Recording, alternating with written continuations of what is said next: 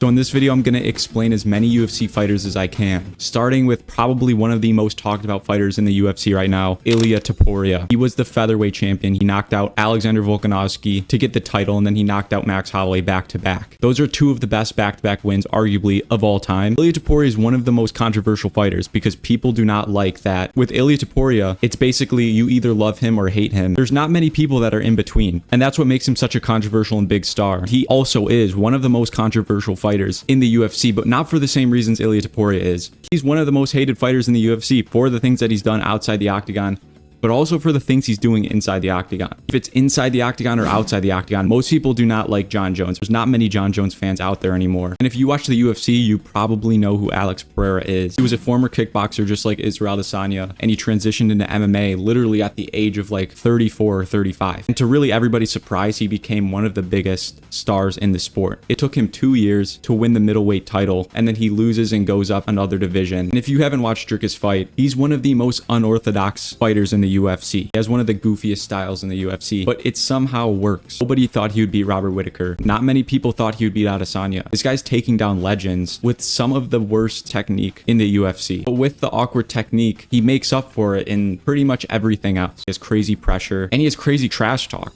I mean, he's making his opponents cry in the press conference. Charles Oliveira is without a doubt the most widely liked fighter in the UFC right now. And it's because he's one of the most positive and charismatic fighters we've seen in a very long time. And he has that underdog story. He came from poverty. He got into the UFC at a young age, and he had a very average career until he moved up to lightweight. And then he went on a crazy streak. Again, Max Holloway as well as Charles Oliveira. These guys are two of the most fan-friendly fighters. Like, there's not one Max Holloway hater the same way there's not one Charles Oliveira hater. These guys have a great fight style. They're respectful fighters, so there's not really any legit reason to not like these guys. And they're legends. They've been fighting since they were like teenagers practically. And Patty Pimblet's next, another huge star. He's had a lot of ups and downs though. He came into the UFC. He's had great performances, great finishes. Then he had a controversial fight. He had a robbery against Jared Gordon where a lot of people thought that he did not win that fight. A lot of people started to dislike Patty Pimblet. A lot of people said he was not that good. And he had a couple more fights, but as of late, his most recent performance against Michael Chandler really proved a lot of people wrong, including me, because Patty Pimblet dominated Michael Chandler. So the big question with Patty Pimblet now is not, is he good enough to be a ranked lightweight, but is he good enough to be champion?